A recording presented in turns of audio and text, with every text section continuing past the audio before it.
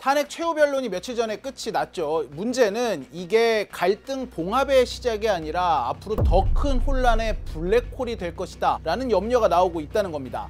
최근 발표된 것만 봐도 이 소비 심리 자체가 코로나 이후로 최대로 꺾였습니다. 사람들이 지갑을 열지 않으니까 소매 판매량이 21년 만에 최저치를 기록했거든요. 이렇게 돈이 돌지 않으니까 자영업 폐업률도 19년 만에 최대를 기록했고요. 고용 지표는 정말 말 그대로 최악이었습니다. IMF가 우리나라 경제성장률 전망치를 지난해 낮췄죠. 한국은행도 똑같이 한국의 경제성장률 전망치를 낮췄어요. IMF 이후 이렇게 심각한 적이 처음이다 라고 얘기를 하는데, 미국 트럼프 당선이라거나 전쟁 같은 외부적인 요인도 있지만 이 많은 전문가들이 정치적인 갈등, 사회적인 불안, 그리고 깨진 신뢰, 이런 것들이 한국 경제를 굉장히 무겁게 짓누르고 있다, 이렇게 진단을 하고 있습니다. 탄핵의 결론이 어떻게 나든 또 한 번의 거대한 정치적 혼란은 이미 예정이 되어 있는 상황에서 이 혼란이 우리 경제에 미칠 비용이 얼마나 되는지를 전문가들과 한번 따져봤습니다. 귀에 빡빡이는 이슈 맛집, 귀의 빡종원입니다. IMF는 한 나라의 경제 성장률을 전망할 때 사회 불안 지수라는 인덱스가 있어요. 이 인덱스를 굉장히 주요한 요인으로 계산에 집어넣거든요. 이거를 각 개별 국가를 매년 공개하고 있지는 않지만 IMF가 한국의 사회 혼란 지수를 굉장히 높여서 잡았을 것이다. 그렇기 때문에 이 경제 성장률을 0.2%포인트 낮췄을 것이다 라고 전망하고 있거든요. 한두 주 후쯤에 탄핵 심판 최종 결과가 나올 것으로 예상이 돼요. 이 이후에 우리나라 전국이 더더욱 혼돈으로 빠져들 것을 많은 전문가들이 염려를 하고 있습니다. 그도 그럴 것이 수많은 정치적인 혼란 요소 중에 경제 전문가들이 이구동성으로 꼽는 혼란이 바로 부정선거 논란으로 인한 혼란 이거든요. 왜냐하면 부정선거 논란은 그 사회의 시스템 자체를 못 믿겠다라는 거기 때문에 무슨 조치를 취한들, 얼마의 돈을 쏟아붓든 다시 회복되기가 굉장히 어렵기 때문이죠. 근데 이게 비단 우리나라뿐만이 아닙니다. 미국에서도 이 트럼프가 2020년도에 부정선거 논란을 제기하면서 미국 역사상 유례가 없던 의회 폭동이라는 전 세계를 충격에 빠뜨렸던 사건이 터졌잖아요.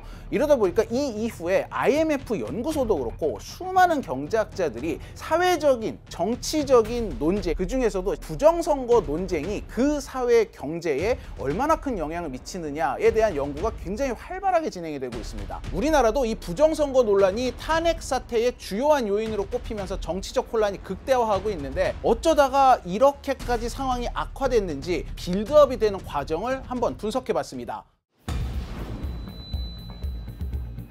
그 시초로 보는 게 2002년 제16대 대선으로 지금 꼽고 있거든요. 이 당시 대선 100일 전까지 이회창 후보가 앞섰어요. 그런데 실제 이 투표가 끝나고 났더니 노무현 후보가 당선이 됐잖아요. 이러니까 당시에 야당이었던 한나라당이 부정선거 논란을 제기하기 시작을 했습니다. 당 차원에서요. 이 의혹의 중심은 바로 전자개표기였어요. 전자개표기가 문제가 있어서 카운트를 잘못했다, 이런 거였는데 한나라당이 이 개표 검증을 요구를 했고요. 선거 무효 소송도 제기를 했습니다. 이래서 전국에 244개의 개표소가 있었는데 이 중에 80개 개표소에서 1,100만 장을 재개표를 했어요. 재개표를 한 결과 노무현 당시 후보가 816표가 다운이 됐고 이회창 후보가 88표가 업이 됐어요.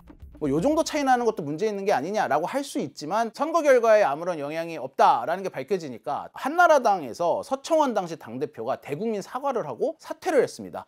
우리는 대선 직후와 마찬가지로 다시 한번 겸허하게 대선 결과에 승복한다는 점을 분명히 말씀을 드리고, 또 일부 심려를 끼쳐드린 데 대해서 국민에게 죄송하게 생각을 합니다. 또한 결과가 나온 만큼 우리가 제기했던 당선 무효 소송을 취하하는 문제 등 후속 조치를 깨끗이 취할 것입니다.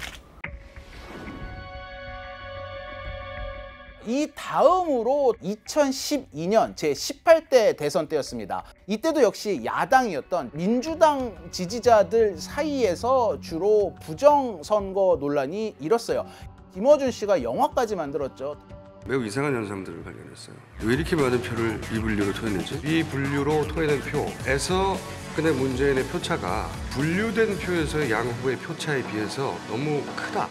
개표기가 애시당초 셀 때부터 표를 부정하게 셌다라고 얘기를 했고요. 수작업에서 전부 다 박근혜 표로 몰표를 줬다라는 주장을 김어준 씨가 했어요. 수개표까지 문제를 삼은 거예요. 점점 의혹의 포인트가 늘어나는 양상을 보여줍니다. 당시에 성남시장이었던 현재 민주당 대표 이재명 대표가 받아가지고 자기 소셜미디어에 3.15 부정선거 이후 최악의 부정선거다라고 동의를 하는 글을 올렸습니다. 이러면서 부정선거 논란이 굉장히 크게 일었었죠. 그래서 이 당시 황교안 국무총리가 이거는 사실이 아니다라고 적극적으로 이 반론을 제기를 했었어요. 개표 조작은 있을 수도 없고 있어서도 안 되는 거예요. 있을 수도 없고 있지도 않았습니다. 정말 많은 이 국민들의 투표 결과를 정말 명예훼손하는 이런 잘못된 내용입니다.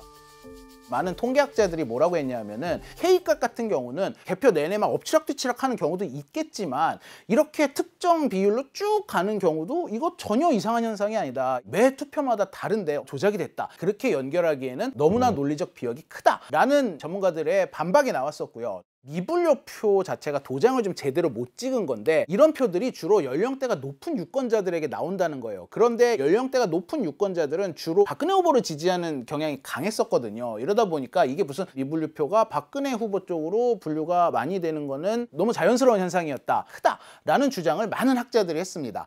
이 선관위 측에서는 제3기관을 끼고 공개 검증을 하자라고 제안을 했어요. 하지만 김어준 씨 측이 끝까지 응하지 않으면서 이 검증은 무산이 됐습니다.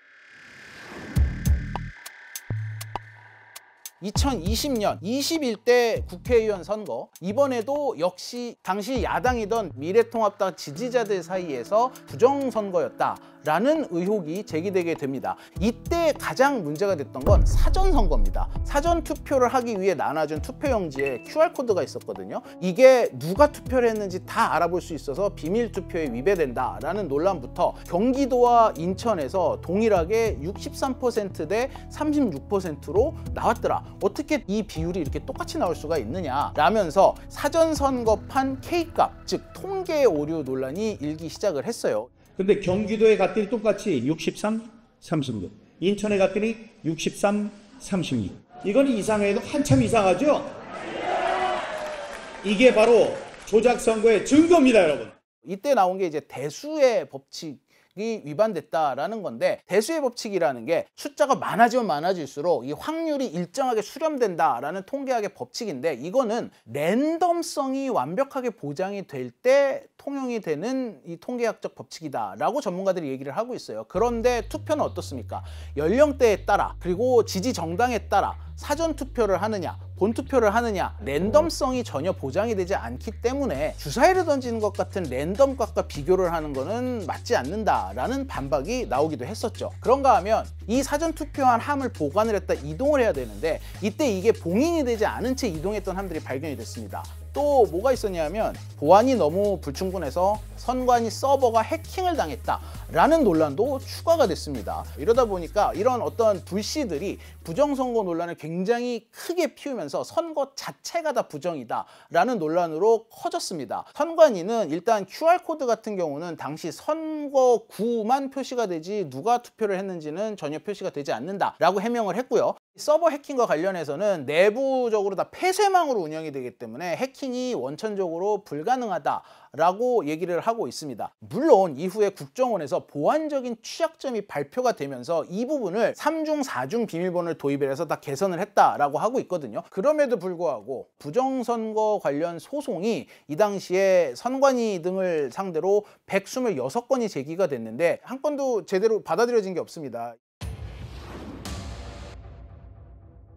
전자개표기에서 수개표까지 논란을 삼았다가 사전선거를 논란을 삼고 선관위 서버까지 문제를 삼았습니다. 매번 선거가 거듭될수록 논란의 포인트도 점점 더 구체화가 되고 늘어나고 있고, 유튜브와 소셜미디어의 발달로 그 전파도 굉장히 빨라지고 있습니다. 부정선거 논란이 더 깊은 갈등의 골과 불신의 골로 우리 사회를 빨아들이고 있다라는 우려가 나오고 있습니다. 그런데 이게 우리나라만 이러느냐? 사실 아닙니다. 특히 대표적인 게 미국이죠. 미국에서 부정선거 의혹을 가장 활발하게 제기한 인물이 트럼프인데, 매번 부정선거를 주장을 할 때마다 구체화됐었고 굉장히 다양한 포인트를 문제로 삼았거든요. 그중에 트럼프가 문제의 포인트로 삼은 점도 우리나라와 굉장히 유사합니다. 일단 사전선거를 문제 삼았어요. 미국은 우리나라보다 좀 더 광범위해가지고 투표용지를 집으로 우편으로 붙여주거든요. 이거 누가 감독할 건데? 이거 확실해? 라고 문제를 삼았고요. 두 번째는 전자투표기를 조작을 해가지고 바이든이 이기는 결과로 바꿔치기 했다라고 주장을 했습니다. 근데 이거를 도미니언이라는 회사가 만들었었는데 결국 소송에서 도미니언사가 이겼어요. 아무런 조작이 없었다로 판결이 나면서 이거를 집중적으로 보도했던 팍스사의 스타 앵커가 잘리기도 했죠. 그리고 재개표를 해본 결과 선거 결과가 뒤집히지는 않았습니다. 그럼에도 불구하고 더 갈등이 커지면서 급기야 심지어 상상조차 하지 못했던 의회 폭동 사건으로까지 비화가 되게 됐죠. 이게 결국 그 사회에 분열을 불러오는 단초가 됐다라는 점에서 많은 경제학자들이 정치적 논란 중에서도 가장 최악의 논란이 부정선거 논란이다라고 꼽게 되는 계기가 되기도 했습니다. 우리나라도 사실 요즘 이 심리적인 내전 상태다라는 말을 굉장히 많은 분들이 하면서 우려를 하고 있잖아요. 2000년대 초반에 시작됐던 부정선거 논란이 결국은 계엄으로까지 이어졌다라고 해석을 하는 것도 뭐 무리가 아닌 것으로 보입니다. 총장 시절에 4.15 총선을 그 결과를 지켜보고 통계적으로 볼 때도 좀 의문은 가졌습니다. 비상계엄 선포와 동시에 계엄군이 가장 먼저 들이닥친 곳은 중앙선거관리위원회였습니다. 선관위에 계엄군을 보낸 이유를 묻자 김 전 장관은 선관위 부정선거 의혹 관련 수사의 필요성을 판단하기 위해라고 밝혔습니다. 과거에는 주로 선거의 진 쪽이 부정선거 논란을 적극적으로 제기를 했더라면 이번에는 선거에서 이긴 현직 대통령도 부정선거 논란을 얘기를 하는 상황이 된 겁니다. 여기에 더해서 부정선거 논란의 포인트도 하나가 늘어났는데 바로 해외, 특히 중국 쪽에서 선거에 개입했다라는 논란이에요. 이 한 인터넷 미디어에 실제로 기사까지 나왔습니다. 이 계엄군이 선관위 연수원을 급습해가지고 99명의 중국인을 체포해서 일본 오키나와에 있는 미군 기지로 넘겼다라는 기사였거든요. 정말 전에 본 적 없었던 양상입니다. 선관위는 그 당시 연수원에는 선관위 공무원들과 강사가 있었으며 계엄군은 이 연수원 안에 들어오지도 않았다라고 해명을 했고요.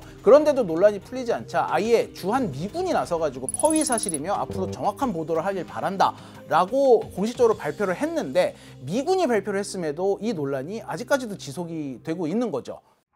지난해 노벨 경제학상을 받은 이 MIT의 데런 에스모글로 교수 같은 경우가 정치적 혼란과 경제의 상관관계를 연구를 한 전문가입니다. 에스모글로 박사가 앞으로 전 세계 경제 발전이 나아가야 할 방향으로 바텀업 방식의 경제 성장을 제안을 하고 있거든요. 가장 아래 단계에서 건전한 정치 참여를 하면서 사회가 활기를 띠고 그게 경제 성장으로 이루어져야지만 앞으로 이 전 세계 경제가 더 커질 수 있다. 그런데 전제 조건이 있습니다. 시스템과 제도에 대한 믿음이 있어야 한다라고 하고 있거든요. 지금 우리나라는 에스모글로 교수가 말하는 정치적 참여와는 상당히 거리가 있다라는 얘기가 나옵니다. 이런 논란이 지속된다라는 게 우리나라 경제에 굉장히 안 좋은 영향을 미치는 것만큼은 확실하다라는 것이 전문가들의 분석이자 우려입니다. 지금까지 연구된 거를 보면은 이 불확실성은 평균적으로 한 6개월 정도 같다고 봐요. 12월에 딱 계엄이 터졌을 때 신속하게 이제 그것이 이제 해제가 결의가 됐잖아요. 그래서 그때는 주요 이제 외국계 이제 IB들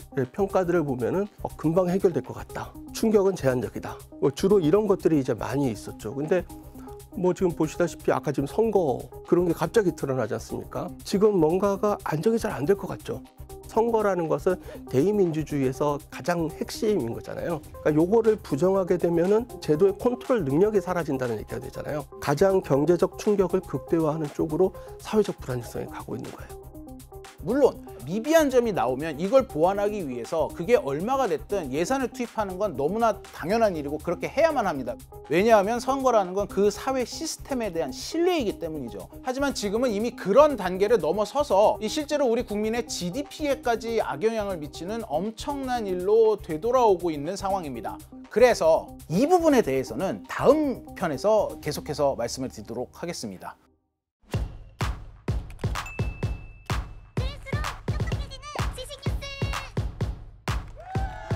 교양이를 부탁해는 여기까지입니다. 다이어트도? 칼로리 신경 쓰지 말고 드세요. 대신에 키토식을 해보세요. 이게 박종원. 스브스 프리미엄 지금 다운로드하세요.